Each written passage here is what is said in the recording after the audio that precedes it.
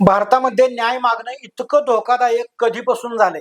न्याय मागणं गुन्हा ठरतं जेव्हा आरोपी हा सत्तेतला असतोय. उन्नावातली ती मुलगी बलात्कारानंतर तर उद्ध्वस्त झालीच, त्यापेक्षाही न्याय मागितल्यानंतर उद्ध्वस्त झाली असं वाटतंय.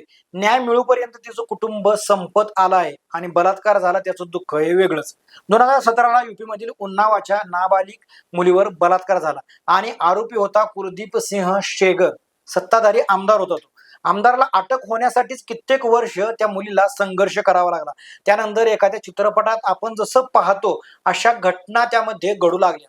मुलीच्या वडिलांना आमदाराच्या गुंडाकडून मारहाण झाली. त्यानंतर तिच्या वडिलांचा पोलीस कोठडीत मृत्यू होतो. हे इथंच थांबत नाही. ती मुलगी, तिचे नातेवाईक आणि तिचा वकील त्या ज्या कारमधून जात होते त्या कारला एका ट्रकने धडक मारते आणि त्यांचा अपघात होतो. तिच्या दोन्ही काकूंचा या अपघातामध्ये मृत्यू होतो. त्या सर्वांनाच संपवायचा हा कट देखील असू शकतो. कुटुंबावर धमक्या आजही येत आहेत. न्यायालयाने कुलदीप सिंह सेगरला बलात्कार प्रकरणात दोषी ठरवून आजीवन कारावासाची शिक्षा सुनावली. पण काही दिवसापूर्वी अपिलादरम्यान त्याची सजा निलंबित केली गेली आहे. गुन्हेगार तुरुंगात असूनही पीडिता अजूनही घाबरते. यालाच आपण व्यवस्था म्हणायची का?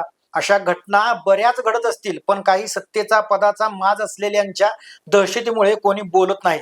नाहीतर न्याय कधी मिळेल माहित नाही, पण कुटुंब राहत नाही ही भीती जनसामान्यात आजही असल्याचं दिसून येते. म्हणूनच म्हटलं, न्याय मागणं गुन्हा ठरतं जेव्हा आरोपी हा सत्तेतला असतो. न्याय मिळेल कधीतरी, पण तिचं कुटुंब राहिलं नाही त्याचं काय?